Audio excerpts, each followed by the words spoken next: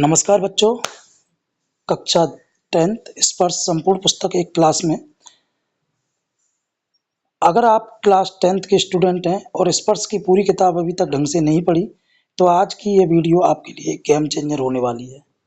क्योंकि मैं इस वीडियो में आपको बताऊंगा प्रत्येक पाठ का सारांश, वो भी आसान भाषा में, जिससे कि आप आसानी से उस पाठ का सारांश समझ सकें। दूसरा और महत्वपूर्ण, पाठ से संबंधित महत्वपूर्ण प्रश्न जो इस बार बोर्ड परीक्षा में आ सकता है, वो भी मैं आपको प्रत्येक पाठ के दो महत्वपूर्ण प्रश्न बताऊंगा। तो वीडियो में बने रहिएगा। अगर वीडियो बीच बीच में पसंद आए तो कमेंट करिएगा, साथ में अपने दोस्तों को भी शेयर करिए और लाइक तो जरूर करना। शुरू करते हैं। पहला भाग, गद्य खंड, बड़े भाई साहब प्रेमचंद, पाठ 1। यह कहानी दो भाइयों के बीच के मनोवैज्ञानिक संबंधों को दर्शाती है। बड़े भाई साहब छोटे भाई से 5 साल बड़े हैं, लेकिन क्लास में सिर्फ 3 दर्जा आगे। वे दिन भर किताबी कीड़ा बने रहते हैं, जबकि छोटा भाई खेल कूद में अव्वल है। बड़े भाई साहब सबसे पहले मिलते हैं। बड़े भाई साहब से ये वो कैरेक्टर है जो खुद तो फेल होते हैं, पर छोटे भाई को ऐसे डांटते हैं जैसे खुद ऑक्सफोर्ड के प्रिंसिपल हों। पर याद रखना, अनुभव गूगल बाबा से भी बड़ा होता है। कहने का मतलब ये है, ये दो भाइयों की कहानी है। इसमें जो बड़े भाई साहब हैं वो पढ़ने पर, अनुशासन पर ज़्यादा विश्वास रखते हैं, जबकि छोटा भाई खेलने कूदने पर ज़्यादा विश्वास रखता है। लेकिन बड़ा भाई लगातार पढ़ने के बावजूद फेल होता जा रहा है और छोटा भाई जो है खेल और भी अन्य एक्टिविटी करने के बावजूद पास होता जा रहा है। तो इस पाठ में अनुभव को महत्व दिया गया है, ना कि किताबी ज्ञान को। अब इस पाठ से संबंधित मुख्य बिंदु क्या होगा? बड़ा भाई हर वक्त छोटे को अनुशासन और पढ़ाई का उपदेश देता है। विडंबना यह है कि बड़ा भाई फेल होता रहता है और छोटा पास। अंत में बड़े भाई साहब समझते हैं कि किताबी ज्ञान से ऊपर जीवन का अनुभव है, जो उन्हें हमेशा छोटे भाई से बड़ा रखेगा। ठीक है, पाठ से संबंधित महत्वपूर्ण प्रश्न जो परीक्षा में पूछे जा सकते हैं, देखेंगे। प्रश्न 1, बड़े भाई साहब के अनुसार जीवन की समझ कैसे आती है? क्या वे इसके लिए केवल किताबी ज्ञान को पर्याप्त मानते हैं? बहुत ज़्यादा महत्वपूर्ण प्रश्न है इस बार के लिए। प्रश्न संख्या 2, छोटा भाई जब अमल आता था तो बड़े भाई साहब का व्यवहार उसके प्रति कैसा हो जाता था? यह इस पाठ से संबंधित महत्वपूर्ण प्रश्न है, आप इन्हें नोट कर लें। अब फोकस क्या करना है? अनुभव बनाम किताबी ज्ञान का द्वंद्व। इस पाठ में बड़े भाई साहब पाठ में एक तरफ अनुभव, दूसरी तरफ किताबी ज्ञान, इन दोनों के अंतर द्वंद्व को दर्शाया गया है। अगर आप ये समझ गए तो इन प्रश्नों का उत्तर आप आसान भाषा में दे पाओगे। आगे बढ़ते हैं। पार्ट 2, तंतारा वामिरो कथा लीलाधर मंडलोई। सारांश देख लेते हैं। यह अंडमान निकोबार की एक लोक कथा है। तंतारा एक नेक और शक्तिशाली युवक था और वामिरो एक सुंदर युवती। दोनों अलग अलग गांव के थे, जिनके बीच वैवाहिक संबंध वर्जित थे, यानी दोनों समुदायों में या दोनों गांवों के बीच में विवाह नहीं हो सकते थे। लेकिन हुआ क्या कि दोनों एक दूसरे से प्रेम करने लग जाते हैं और यही प्रेम जो है उनके लिए दूरी पैदा करता है। अब बात एक ऐसे प्रेम कहानी जिसके आगे लैला मजनू भी फेल हैं।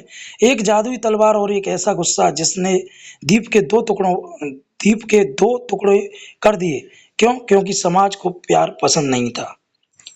इस पाठ से मुख्य बिंदु देख लेंगे। समाज की रूढ़िवादी परंपराओं के कारण उनका प्रेम सफल नहीं हो पाता। अंत में तंतारा क्रोध में अपनी जादुई तलवार से द्वीप के 2 टुकड़े कर देता है और खुद गायब हो जाता है। उनके इस बलिदान ने समाज की सोच बदली और गांव के बीच संबंध शुरू हुए। पाठ से संबंधित महत्वपूर्ण प्रश्न जो इस बार परीक्षा में पूछे जा सकते हैं। पहला प्रश्न है, तंतारा की तलवार के बारे में लोगों का क्या विचार था? अंत में उसने तलवार से क्या किया? बहुत महत्वपूर्ण प्रश्न। दूसरा प्रश्न है, बामिरों ने तंतारा को पहली बार देखकर क्या प्रतिक्रिया दी और उनके बीच की बातचीत क्यों महत्वपूर्ण है। फोकस क्या रखना है इस पाठ के लिए, मेन पॉइंट, रूढ़िवादी परंपराओं का विरोध और तंतारा का त्याग।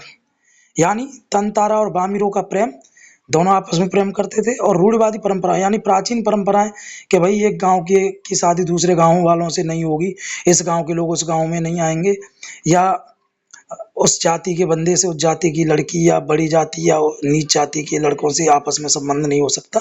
तो इन पुरानी रूढ़िवादी परंपराओं का इस पाठ में विरोध किया गया है, यह विशेष रूप से आपको याद रखना है। ठीक है। तंतारा का त्याग क्या है कि उसने जो है अ, अपनी शक्तिशाली तलवार से पृथ्वी पर वार किया, और पृथ्वी जो है दो द्वीपों में जिस जगह पर वो रहता था वो दो भागों में विभक्त हो गया। प्रश्न संख्या 3 की तरफ पाठ 3 की तरफ बढ़ते हैं। अब कहाँ दूसरे के दुख से दुखी होने वाले निदा फाजली। सारांश देख लेते हैं पाठ का। लेखक ने बढ़ती आबादी और शहरीकरण के कारण प्रकृति के विनाश पर दुख जताया है। पहले लोग पशु पक्षियों के लिए अपना घर खुला रखते थे, पर आज हम उनके घर जंगल छीन रहे हैं। इस पाठ में पशु पक्षियों और मानवीय आत्मीयता की बात की गई है, जो कि प्राचीन समय में होती थी। भैया आज के ज़माने में तो लोग पड़ोसी की मदद नहीं करते, और वो ज़माना था जब लोग चींटियों को आटा खिलाने के लिए घंटों धूप में खड़े रहते थे। निदा फाजली जी हमें आईना दिखा रहे हैं। इस पाठ के माध्यम से मानवीय संवेदनाओं को उजागर करने की कोशिश की गई है। मुख्य बिंदु क्या है? सुलेमान शेख अयाज के पिता और लेखक की माँ के उदाहरणों से बताया गया कि पहले इंसान प्राणी के मात्र प्रति संवेदनशील था। आज मनुष्य इतना स्वार्थी हो गया है कि वह कुदरत का संतुलन बिगाड़ रहा है। आपने जब पाठ पढ़ा हो तो आपको ध्यान होगा, पक्षी के अंडे टूटने के कारण लेखक की माँ जो है उपवास रखती है। पाठ से संबंधित महत्वपूर्ण प्रश्न जो इस बार परीक्षा में पूछे जा सकते हैं, देखेंगे। प्रश्न, लेखक की माँ ने पेड़ों और परिंदों के प्रति क्या संवेदनशीलता दिखाई थी? बहुत महत्वपूर्ण प्रश्न परीक्षा की दृष्टि से। प्रश्न संख्या 2, समुद्र के गुस्से का क्या कारण था? उसने अपनी नाराजगी कैसे प्रकट की? फोकस यानी इंपॉर्टेंट क्या रखना है? प्रकृति का असंतुलन और मनुष्य की बढ़ती स्वार्थपरता। यानी इस पाठ में ये बताया गया है कि मनुष्य कितना स्वार्थी हो गया है कि जो अपने आशियाने के लिए, अपनी मकान बनाने के लिए, या अपने रहने के लिए पक्षियों के मकानों यानी पेड़ों को अंधाधुंध काट रहा है।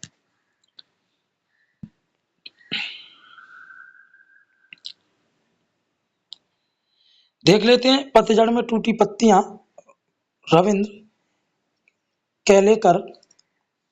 इस पाठ के माध्यम से इस पाठ में बताया गया है, गिन्नी का सोना, लेखक कहते हैं शुद्ध सोना आदर्श और गिन्नी का सोना मिलावट व्यवहारिकता का अलग है। यानी दोनों जो सोने होते हैं, गिन्नी का सोना और शुद्ध सोना, दोनों में अंतर होता है। ऐसे ही लोग अक्सर सफलता के लिए आदर्शों में व्यवहारिकता मिलाते हैं। कहने का आशय यह है, इस पाठ के माध्यम से यह बताया गया है कि जिस प्रकार शुद्ध सोना वह धातु है जिससे निर्माण नहीं किया जा सकता, यानी कोई भी आभूषण नहीं बनाया जा सकता, लेकिन अगर वो अन्य धातु में मिला दिया जाए तो उससे आभूषण और भी कुछ बनाया जा सकता है। ठीक उसी प्रकार मनुष्य अगर अपने आदर्शों में, जब तक आदर्श रहेंगे मनुष्य के अंदर, आदर्शों पर रहेगा, तब तक उसे व्यवहारिकता मतलब उसे जाना नहीं जा सकता। आदर्शता होने के साथ साथ व्यवहारिकता का होना भी बहुत ज़्यादा जरूरी है। जब ये दोनों चीज मिलेंगी तभी वह समाज को दिशा केवल शुद्ध आदर्शवादी लोग ही देते हैं।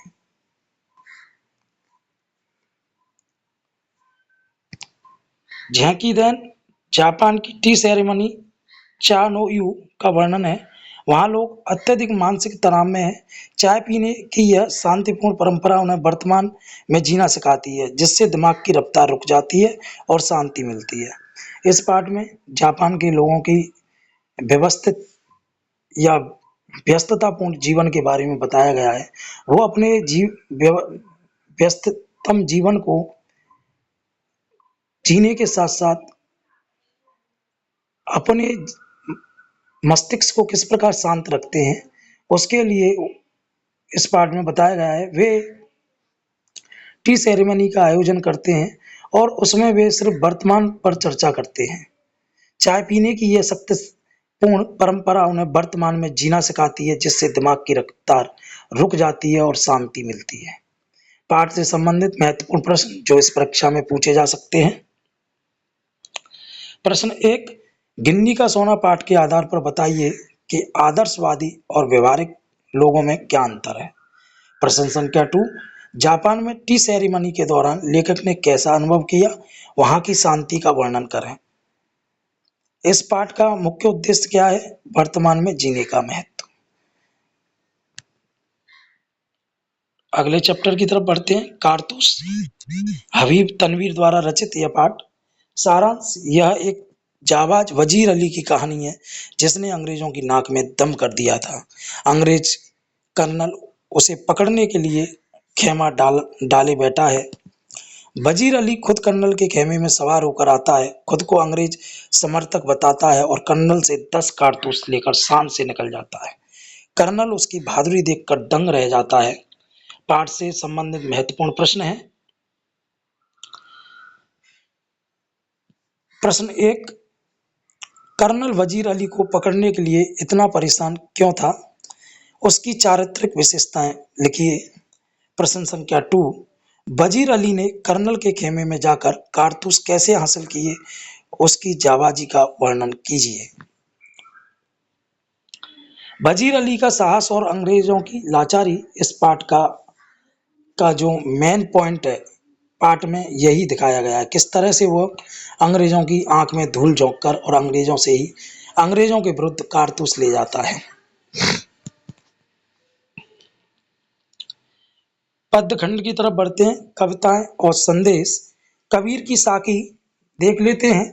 कबीर जी ने जीवन के कड़वे सच और नैतिकता को दोहों में पिरोया है। यानी इस पाठ में जो दोहे दिए गए हैं वो उसमें नैतिकता के बारे में बताते हैं। साकी में कबीरदास जी ने दोहों के माध्यम से जीवन की सच्चाइयाँ और अच्छी सीख दी है। वे हमें बताते हैं कि मनुष्य को अहंकार नहीं करना चाहिए, सच्चे गुरु का सम्मान करना चाहिए और हमेशा अच्छे कर्म करने चाहिए। कबीर जी कहते हैं गुरु का स्थान भगवान से भी ऊंचा है, क्योंकि गुरु ही हमें सही रास्ता दिखाते हैं। वे यह भी समझाते हैं केवल बाहरी दिखावा करने से कुछ नहीं होता, मन का साफ होना जरूरी है। अगर हमारे मन में बुराई, घमंड या ईर्ष्या है तो पूजा पाठ भी बेकार है। कबीर जी के दोहों में यह संदेश मिलता है, मीठा बोलना चाहिए, दूसरों की मदद करनी चाहिए, समय का सही उपयोग करना चाहिए, सच्चाई और सादगी से जीवन जीना चाहिए।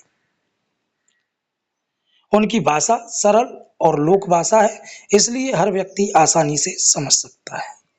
कहने का मतलब यह है, उन्होंने जाति पाति, भेदभाव, ऊंच नीच इन सब से परे हटकर इंसानियत और नैतिकता की ओर हमें संदेश दिया है। तो उन्होंने कण कण में ईश्वर को माना है, अगर हृदय सच्चा हो। पाठ से संबंधित महत्वपूर्ण प्रश्न जो इस बार परीक्षा में पूछे जा सकते हैं। प्रश्न 1, ऐसी वाणी बोलिए मन का आपा खोए, इस पंक्ति का आशय स्पष्ट कीजिए। प्रश्न संख्या 2, कबीर ने कस्तूरी मृग का उदाहरण किस संदर्भ में दिया है। फोकस, मीठी वाणी और अहंकार का त्याग।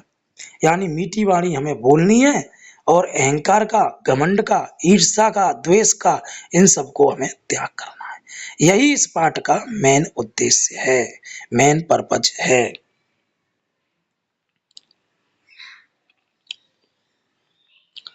पाठ दूसरा, पद सारांश, मीराबाई जी श्री कृष्ण की अनन्य भक्त हैं और उन्हें अपना रक्षक मानती हैं। वे कृष्ण को द्रौपदी, प्रहलाद और ऐरावत हाथी की याद दिलाती हैं कि जैसे आपने उन्हें बचाया वैसे ही मेरी पीड़ा यानी सांसारिक कष्ट भी दूर करो। वे कृष्ण की चाकरी सेवा करना चाहती हैं।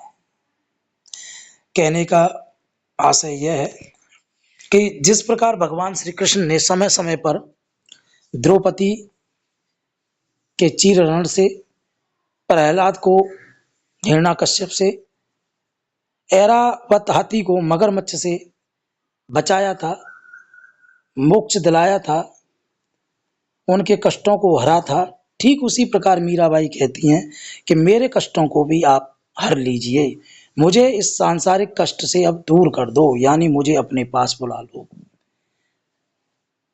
वे इस संसार से दूर जाना चाहती हैं कृष्ण भगवान के पास। वे इसके लिए कृष्ण की चाकरी यानी नौकरी यानी सेवा भी करने के लिए तैयार हैं। यह इस पाठ का सारांश है। मीरा के पद में मीराबाई की भावना श्री कृष्ण के प्रति गहरी भक्ति और प्रेम को दिखाया गया है। मीरा कृष्ण को अपना पति, मित्र और सब कुछ मानती हैं। उनके लिए संसार की कोई भी चीज कृष्ण से बढ़कर नहीं है। मीरा कहती हैं उन्हें संसार की परवाह नहीं है। लोग चाहे कुछ भी कहें, वे श्री कृष्ण भक्ति नहीं छोड़ेंगी। उनके मन में केवल अपने प्रीतम श्री कृष्ण का ही ध्यान है। वे कहती हैं सच्चा सुख केवल भगवान की भक्ति में है, ना कि धन दौलत या मान सम्मान में। इन पदों में विरह और समर्पण भाव बहुत सुंदर तरीके से व्यक्त हुआ है। मीरा का प्रेम निश्चल और सच्चा है। वे हर परिस्थिति में कृष्ण का नाम जपती हैं, यानी वो हर परिस्थिति में कृष्ण को पाना चाहती हैं। मुख्य भाव देख लेंगे। भगवान के प्रति अटूट प्रेम, सच्ची और भक्ति में त्याग और समर्पण, समाज की परवाह किए बिना सही मार्ग पर चलना, सांसारिक दुखों से अधिक आध्यात्मिक सुख को ग्रहण करना और भगवान श्री कृष्ण के लिए चाकरी यानी दासी बनने तक के लिए तैयार रहना।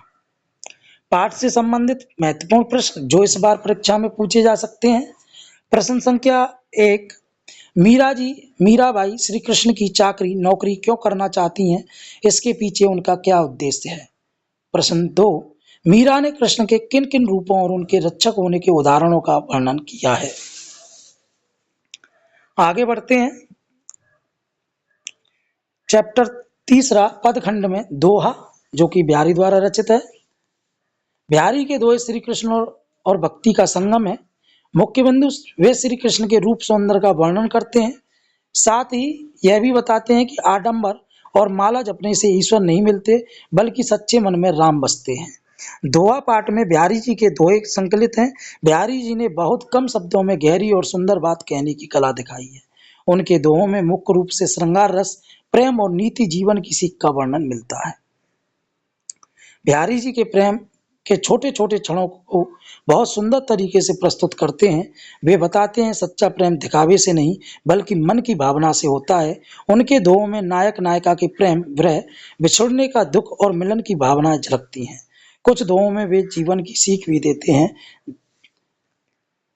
इस पाठ का मुख्य उद्देश्य है घमंड नहीं करना चाहिए, समय का महत्व समझना चाहिए, समझदारी से काम लेना चाहिए। बिहारी जी की खासियत यह है कि वे कम शब्दों में गहरी बात कह देते हैं। उनकी भाषा ब्रज भाषा है जो मधुर और काव्यात्मक है।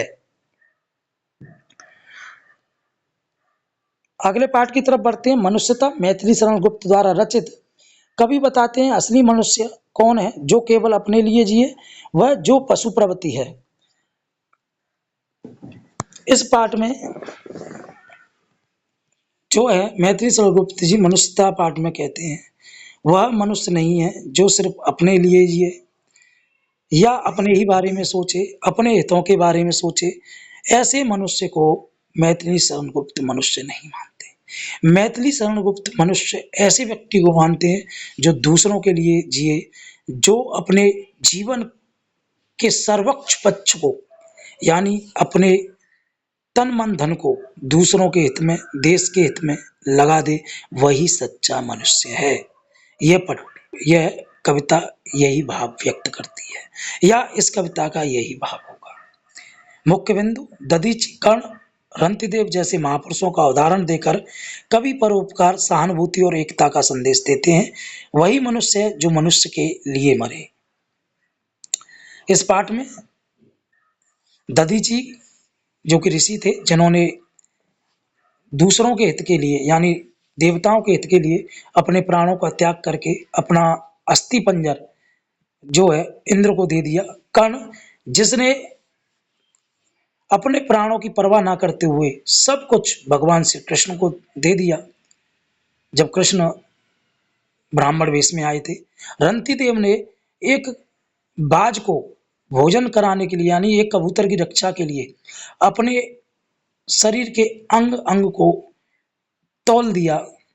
तो इन सब उदाहरणों को देकर कवि कवि कहना चाहते हैं, मैथिलीशरण गुप्त जी कहना चाहते हैं कि वही मनुष्य है जो परोपकारी हो, सहानुभूति वाला हो, जो दूसरों के हित के लिए, दूसरों की भलाई के लिए अपना सर्वस्व कुर्बान कर दे।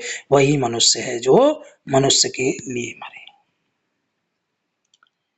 मनुष्यता कविता में कवि मैथिलीशरण गुप्त ने सच्चे मानव धर्म का संदेश दिया है। कवि के अनुसार मनुष्य का जीवन तभी सफल है जब वह दूसरों के काम आए। दया, करुणा, प्रेम और त्याग ही मनुष्य के गुण हैं। जो व्यक्ति दूसरों के लिए जीता है वही सच्चा मनुष्य कहलाता है। मनुष्य का जीवन परोपकार के लिए है। दूसरों के दुख में साथ देना जरूरी है।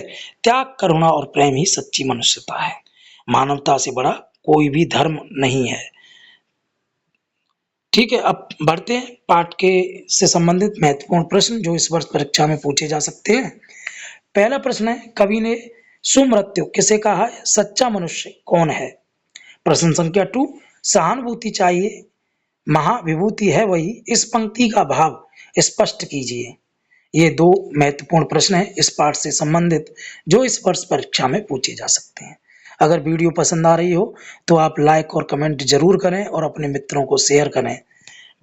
ठीक है, इस पाठ का जो फोकस बिंदु रहेगा वो परोपकार और विश्व बंधुत्व यानी भाईचारे की भावना रखना। आगे बढ़ते हैं। 5वां चैप्टर है, पर्वत प्रदेश में पावस, सुमित्रा नंदन पंत। पहाड़ों पर वर्षा ऋतु का अद्भुत चित्रण इस पाठ में किया है। जब पहाड़ों पर वर्षा ऋतु होती है यानी पहाड़ों पर बरसात होती है तो किस तरह के परिवर्तन प्रकृति में दिखाई देते हैं, उन्हीं परिवर्तनों को इस पाठ में बताया है। देखते हैं। पर्वत प्रदेश में पावस कविता में सुमित्रा नंदन पंत ने वर्षा ऋतु में पहाड़ों के सुंदर दृश्य का वर्णन किया है। वर्षा के समय पहाड़ बादलों से घिर जाते हैं और चारों ओर हरियाली फैल जाती है। झरनों की ध्वनि वातावरण को मधुर बना देती है। कवि ने प्रकृति की सुंदरता का अत्यंत मनमोहक चित्रण किया है। मुख्य बिंदु क्या रहेंगे? प्रकृति पल पल वेश बदल रही है। ऊंचे पेड़ आकाश को ताक रहे हैं, झरने मोतियों की माला जैसे लग रहे हैं और अचानक धुंध छाने पर लगता है मानो पर्वत पंख फड़फड़ाकर कहीं उड़ गए हों। यह प्रकृति का जादुई खेल है। यानी इस कविता में सुमित्रा नंदन पंत जी ने पहाड़ों पर बादलों के बरसात के समय के प्राकृतिक चित्रण को बड़े सुंदर और खूबसूरत ढंग से प्रस्तुत किया है। ठीक है, इस पाठ के मुख्य बिंदु क्या रहेंगे? वर्षा ऋतु का सुंदर प्राकृतिक चित्रण, पहाड़ों की हरियाली और झरनों की मधुर ध्वनि, बादलों और पर्वतों का मनोहारी दृश्य, प्रकृति की सुंदरता और शांति। पाठ से संबंधित महत्वपूर्ण प्रश्न जो इस वर्ष परीक्षा में पूछे जा सकते हैं। प्रश्न 1, पावस ऋतु में पर्वत अपना रूप कैसे बदलता है? मेखलाकार शब्द का यहाँ क्या अर्थ है? प्रश्न संख्या 1। प्रश्न संख्या 2, झरने किसके यश का गान कर रहे हैं और वे कैसे दिखाई दे रहे हैं? यह इस पाठ से संबंधित महत्वपूर्ण प्रश्न है जो इस वर्ष संभावित परीक्षा में पूछे जा सकते हैं। दोस्तों, ये बात विशेष रूप से ध्यान रखना, मैंने उन्हीं प्रश्नों को कलेक्ट किया है जो परीक्षा की दृष्टि से वास्तव में ही बहुत ज़्यादा महत्वपूर्ण है। ये वो प्रश्न हैं जो पहले पूछे जा चुके हैं और बार-बार यानी रिपीट किए गए हैं। ठीक है, तो ऐसे प्रश्नों का मैंने संग्रह किया है, इसलिए ये बहुत ज़्यादा महत्वपूर्ण है। इन प्रश्नों को इग्नोर ना करें आप लोग। इस पाठ का फोकस क्या रहेगा? प्रकृति का मानवीकरण। यानी इसमें प्रकृति को मानव जैसे प्रकृति का मानवीकरण कब होता है, जब प्रकृति यानी नेचर में यानी जीव जंतु पशु पक्षी झरना पहाड़ आकाश ये सारी की सारी प्रकृति है, नेचर है। इसमें इसको मानव की हरकतों से जोड़ दिया जाए या मानव जैसे नामों से सुशोभित कर दिया जाए, वहाँ जो है मानवीकरण अलंकार होता है। ध्यान रखिएगा। आगे बढ़ते हैं। तोप, वीरेन डंगवाल। सारांश 1857 के स्वतंत्रता संग्राम की एक तोप कंपनी बाग के मुहाने पर रखी है। कवि कहता है, तोप कविता में वीरेन डंगवाल ने एक पुरानी तोप के माध्यम से सत्ता और अहंकार की अस्थिरता को दर्शाया है। जो तोप कभी लोगों में डर पैदा करती थी, वह आज बेकार पड़ी है। कवि कहना चाहता है कि शक्ति और घमंड हमेशा नहीं टिकते, समय के साथ सब बदल जाता है।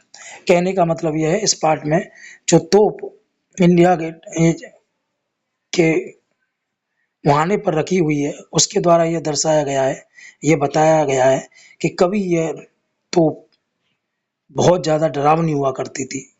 राजा महाराजाओं तक को इस तोप ने धराशायी कर दिया, उनके राज्यों को धराशायी कर दिया, उन्हें चकनाचूर कर दिया।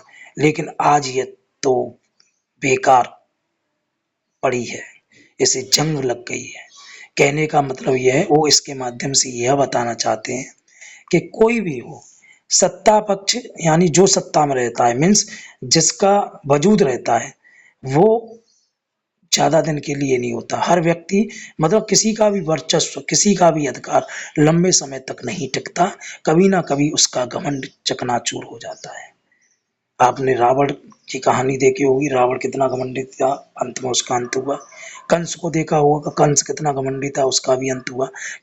तो ये कविता भी वही आपको समझाना चाहती है कि वो भी तोप के माध्यम से, जैसे तोप बहुत ज़्यादा डरावनी और भयावह होती है और अच्छे दुर्ग पहाड़ लोगों मनुष्यों को चकनाचूर कर देती है, लेकिन उसका एक निश्चित समय है। जिस प्रकार तोप भी जंग और बेकार पड़ गई, उसी तरह ही जो घमंडी होते हैं और वे भी, उनका भी एक ना एक दिन घमंड चकनाचूर हो जाता है। आगे बढ़ते हैं। मुख्य बिंदु, तोप हमें याद दिलाती है कि उसने कितने वीरों को मारा था, पर आज वह बेकाम है। उस पर बच्चे खेलते हैं या गौरैया गपशप करती है। संदेश यह है कि अत्याचार का अंत निश्चित है। पाठ के महत्वपूर्ण बिंदु, शक्ति और अहंकार स्थायी नहीं होते, समय सबसे बड़ा होता है। हिंसा और डर से शासन लंबे समय तक नहीं चलता। इतिहास हमें विनम्र बनने की सीख देता है। पाठ से महत्वपूर्ण प्रश्न जो इस वर्ष परीक्षा में पूछे जा सकते हैं, देखेंगे। प्रश्न 1, तोप को साल में 2 बार चमकाया क्यों जाता है? यह हमें क्या याद दिलाती है? प्रश्न 2, अब तोप का मुंह बंद है, इस पंक्ति का सांकेतिक अर्थ क्या है? तो ये दोस्तों, ये थे इस पाठ से संबंधित 2 महत्वपूर्ण प्रश्न जो परीक्षा में इस बार पूछे जा सकते हैं। इस पाठ का फोकस बिंदु क्या रहेगा? शक्ति का अहंकार और अंततः शांति की जीत। 7वें पाठ की तरफ बढ़ते हैं। कर चले हम फिदा, कैफी आजमी द्वारा रचित यह पाठ, यह कविता सैनिकों के बलिदान और उनके जज्बों को सलाम करती है। कहने का मतलब है, यह कविता जो है क्रांतिकारियों, देशभक्तों, देश के लिए कुर्बान होने वाले उन लोगों उन क्रांतिकारियों को, उन महान हस्तियों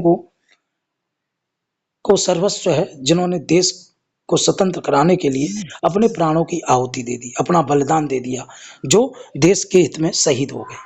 कर चले हम फिदा कविता में कैफी आजमी ने देशभक्ति और बलिदान की भावना व्यक्त की है। सैनिक देश के लिए अपने प्राण न्यौछावर कर देते हैं और देशवासियों को संदेश देते हैं कि वे देश की रक्षा और सम्मान बनाए रखें।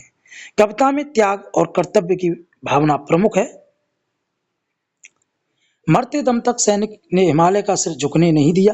वे देशवासियों से कहते हैं, हमने अपना फर्ज निभाया, अब देश की रक्षा की जिम्मेदारी तुम्हारी है।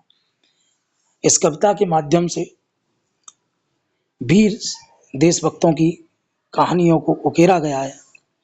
उन्होंने देश के हित के लिए, देश की रक्षा के लिए, देश को स्वतंत्र कराने के लिए किस तरह अपने प्राणों की आहुति दी, किस तरह उन्होंने अपने खून की, रक्त की एक-एक बूंद देश के हित में न्यौछावर की, ये कविता उस वीरों को याद दिलाती है और यह संदेश देती है कि उन्होंने अपना फर्ज निभाते हुए इस देश की रक्षा की।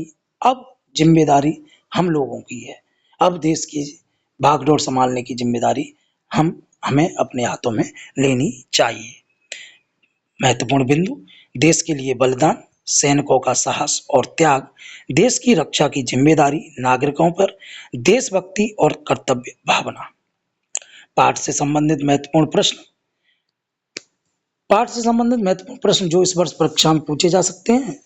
प्रश्न 1, खींच दो अपने लहू से सरहद पर लकीर। खींच दो अपने लहू से सरहद पर लकीर, इस पंक्ति का आशय स्पष्ट कीजिए। पहला प्रश्न। प्रश्न संख्या 2, सैनिकों ने हिमालय का सिर न झुकने देने की बात क्यों कही है। ये थे इस पाठ से संबंधित महत्वपूर्ण 2 प्रश्न। उम्मीद करता हूं आपने इन प्रश्नों को नोट कर लिया होगा। बढ़ते हैं अगले पाठ की तरफ। इसका फोकस बिंदु रहेगा देश के प्रति युवाओं का कर्तव्य। आत्मत्राण रविन्द्रनाथ ठाकुर द्वारा रचित यह कविता, यह एक प्रार्थना गीत है, लेकिन इसमें ईश्वर से कष्ट हरने की भीख नहीं मांगी गई है। आत्मत्राण कविता में रविन्द्रनाथ ठाकुर ने ईश्वर से साहस और आत्मबल की प्रार्थना की है। कवि कठिनाइयों से बचने की बजाय उनका सामना करने की शक्ति मांगते हैं। वे चाहते हैं कि उनका मन संकट के समय कमजोर ना पड़े। कविता आत्मविश्वास और साहस का संदेश देती है। कवि कहते हैं, मुझे दुखों से मत बचाओ, बस मुझे उनसे लड़ने की शक्ति दो। लाभ हो या हानि, मेरा विश्वास ईश्वर और खुद पर से कभी ना डगमगाए। इस कविता का मूल भाव समझेंगे। इस कविता में जो है, आत्मत्राण कविता में रविन्द्रनाथ ठाकुर जी ने भगवान से प्रार्थना की है, रिक्वेस्ट की है या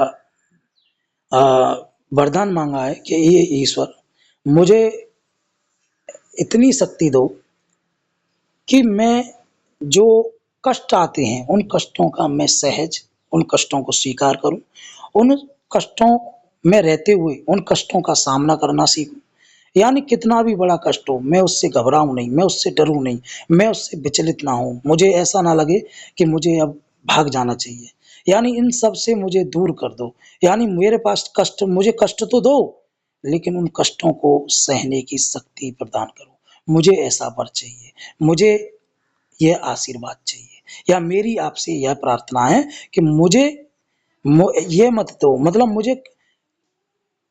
मैं ये नहीं चाहता हूं कि मुझे कष्ट मत दो, मैं ये चाहता हूं कि मुझे उन कष्टों का अच्छे से सामना करने की शक्ति प्रदान करो। यही इस कविता का मूल भाव है। मुख्य बिंदु क्या है? ईश्वर से शक्ति और साहस की प्रार्थना, कठिनाइयों का सामना करने का संदेश, आत्मबल और आत्मविश्वास का महत्व, सच्चाई के मार्ग पर दृढ़ रहना। पाठ से संबंधित महत्वपूर्ण प्रश्न जो इस वर्ष परीक्षा में पूछे जा सकते हैं। प्रश्न 1, कवि ईश्वर से दुख दूर करने की प्रार्थना क्यों नहीं कर रहा है? वह क्या चाहता है? प्रश्न 2, तरने की शक्ति से कवि का क्या तात्पर्य है? तो दोस्तों, ये थे इस पाठ से संबंधित 2 महत्वपूर्ण प्रश्न। पॉइंट या फोकस क्या रहेगा? आत्मविश्वास और निर्भयता इस कविता का भाव है। तो दोस्तों, ये थी पुस्तक स्पर्श की वन शॉट वीडियो। उम्मीद करता हूँ ये वीडियो आपके लिए सहायक सिद्ध होगी, ऐसा मुझे विश्वास है। आपकी जितनी भी समस्याएं होंगी विषय से संबंधित, वे इस वीडियो को देखकर जरूर पूर्ण हुई होंगी। अगर आपकी समस्याएं पूर्ण हुई हों तो वीडियो को लाइक करें, कमेंट करें, शेयर करें और सब्सक्राइब करना ना भूलें। और बोर्ड परीक्षा के लिए ढेरों ढेरों शुभकामनाएं। उम्मीद करता हूं आपका बोर्ड परीक्षा हिंदी का पेपर बहुत ही अच्छा जाए, ऐसी ही कामनाओं के साथ मेरा पुनः आप लोगों को धन्यवाद, नमस्कार।